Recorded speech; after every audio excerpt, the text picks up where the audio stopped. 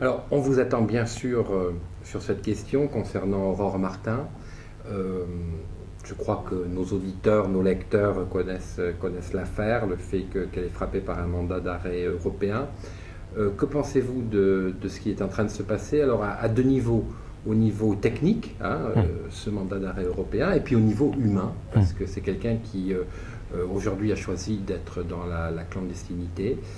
Ça vient de frapper un second de vos amis, qui est un ancien élu d'Asparin, qui est donc convoqué par la gendarmerie de la Bastide pour qu'on lui signifie son mandat d'arrêt européen.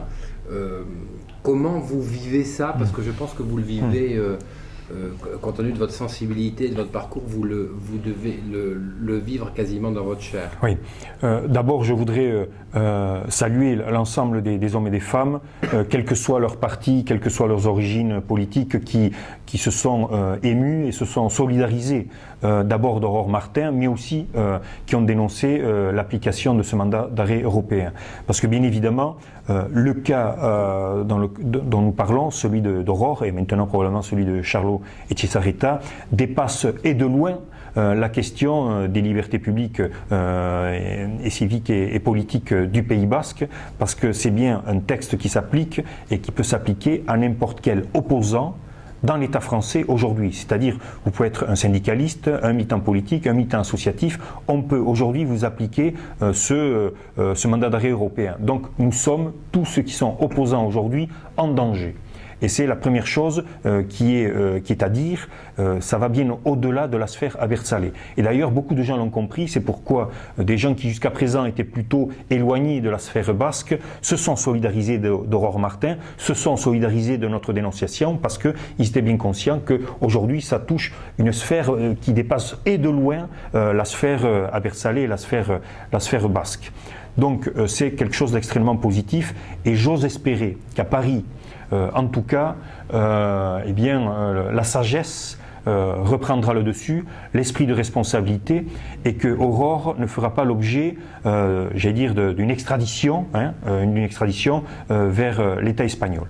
Deuxième chose, bien évidemment, la dimension humaine derrière tout ça. Aurore, je la connais, c'est une amie, je suis extrêmement touché par ce qui lui arrive, parce que je sais ce qu'est déjà la vie en clandestinité, je sais comme il est dur de vivre comme un animal pourchassé, et c'est le cas aujourd'hui d'Aurore Martin.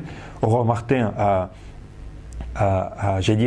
ma reconnaissance et la reconnaissance d'une grande part de la population pour ce qu'elle fait, parce que c'est une militante, nous la connaissons depuis des années et des années. Vous voyez, quand j'en parle, je ne sais pas si ça se voit, mais j'en ai le duvet qui se lève, tellement je suis ému de parler de cette jeune femme qui donne le meilleur de soi-même depuis des années pour ce pays, pour la dignité de ce pays, et je trouve dramatique le sort qui lui est réservé d'être aujourd'hui un animal pourchassé.